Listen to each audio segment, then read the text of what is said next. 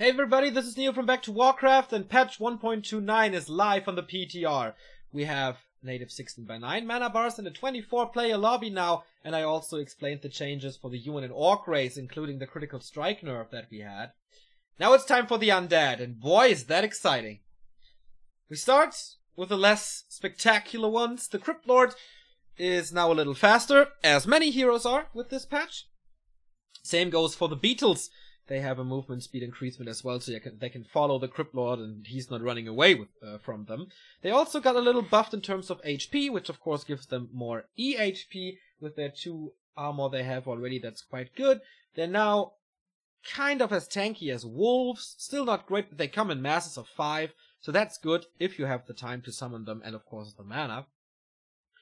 I don't think this will drastically change metagame, like it won't be trendy to Crypt Lord Tower Rush very early on. They're still very weak if you don't have masses from them, and they're quite intensive in mana, so it's good to see them stronger than they were before, but it won't change too much.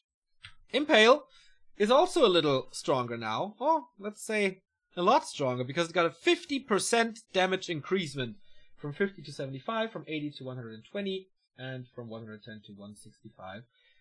That's quite a lot. I don't know if we will see the resurgence of the Crypt Lord in one-on-one as a third hero for stun, as it is quite an okay disable. Now with the more damage, it's even better. But of course he has to compete with Dark Ranger a lot, Pit Lord a lot, and another hero that I will show you later. It will help a lot in team games like 4-on-4. There, Impale was already great, and now it's even better, so it's not bad. It's one of the spells that we don't see too much in 1-on-1, 2-on-2. So, good to see that buff there. The Lich got the normal movement speed increasement from 270 to 290, which is good for him, as he has the Nova, as you're all aware, so with the units being slowed and him being a little faster, he will get a few more right-clicks out, and you all know how strong Lich right-clicks can become, especially with Orb of Corruption. And then the biggest change of them all for the Undeads. I would say the second biggest change in the entire patch, right after the critical strike of the Blade Master, maybe even more important, is the Dreadlord. Movement speed increasement, obviously. And then the new Carrion Swarm is a treat for all undeads. Mana cost is decreased from 110 to 100. This means he has now 2.7 Carrion Swarms on level 1 if you calculate in the mana regeneration that he has. Then this is almost 3 Carrion Swarms on level 1, which is great.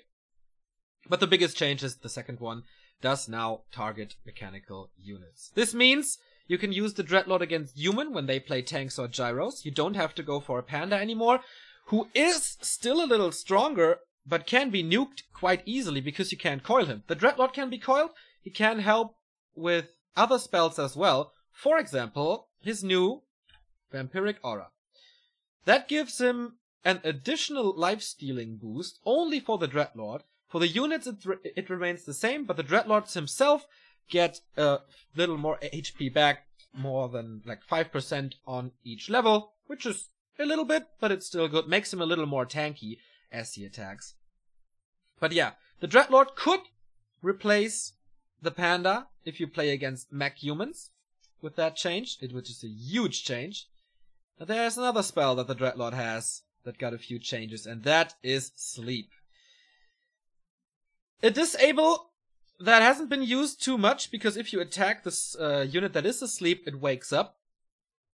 But this could be used to catch units that are alone, or to catch heroes that are alone, because the cooldown got decreased from 6 seconds to 4. And if you see the duration in the bottom on level 1, you see that heroes are asleep for 4 seconds. This means you can now perma-sleep.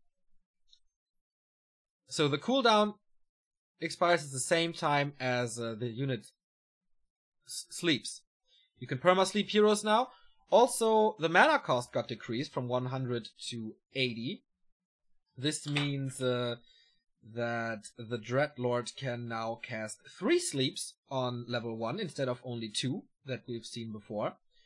So all good changes to this Dreadlord. The duration got a little decreased from 20 seconds and 5 seconds on level 1 to 15 and 4, but do you ever let a unit sleep the entire time? I don't think so. It's just for the catch, to surround him with ghouls maybe, or whatever you have.